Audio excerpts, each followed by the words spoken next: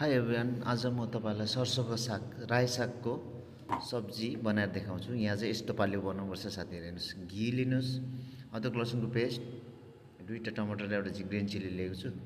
पहिला घि हाल्नुहोस् है, त्यसपछि जिरा। यो चाहिँ मैले हिजो बोइल गरेर मिक्सी गरेको राखेको। यहाँ चाहिँ यसरी बनाउनुपर्छ साथीहरू। के गर्नु, अब हामी त रायो साग अर्कै प्रकारले खान्छौँ हो, यहाँ चाहिँ यसरी बनाउँछ। हेर्नुहोस्, यो पछि जिरा हाल्नुहोस्। जिरा अलिक उयो भएपछि लसुन अदरकको पेस्ट हालिदिनुहोस्। त्यसपछि लसुन अदरकको पेस्ट पाकिसकेर तपाईँले दुईवटा टमाटर र ग्रिन चिल्ली मिक्सी गरेर हालिदिनुहोस्। त्यसपछि यो टमाटर पनि पाक्नुपर्छ है, तर टमाटर राम्रो पाक्नुपर्छ।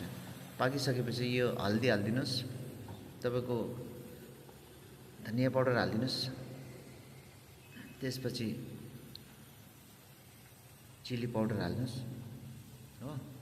त्यसपछि चाहिँ नमक हाल्नुहोस् हो। त्यहाँदेखि यसलाई फेरि पाक्ने गरी बनाउनुहोस्। त्यहाँदेखि पाकिसकेपछि टमाटर पाकिसकेपछि यो सागलाई फेरि हालिदिनुहोस्। यसमा हालेर एकछिन यसलाई 10 मिनट फेरि ढाकेर पकाइदिनुहोस्। 10 मिनट चाहिँ फेरि यसलाई ढाकेर पकाउनुपर्छ। 10 मिनट चाहिँ ढाकेर पकाउनुहोस्। त्यसपछि अब यो फाइनली पाक्यो हो। हेर्नुहोस्, यस्तो हुन्छ। यहाँ चाहिँ यसरी खान्छ सागहरू है। यो चाहिँ मक्कीको रोटीसँग खान्छ है साथीहरू। लाइक कमेन्ट सेयर गरिदिनुहोस् प्लिज।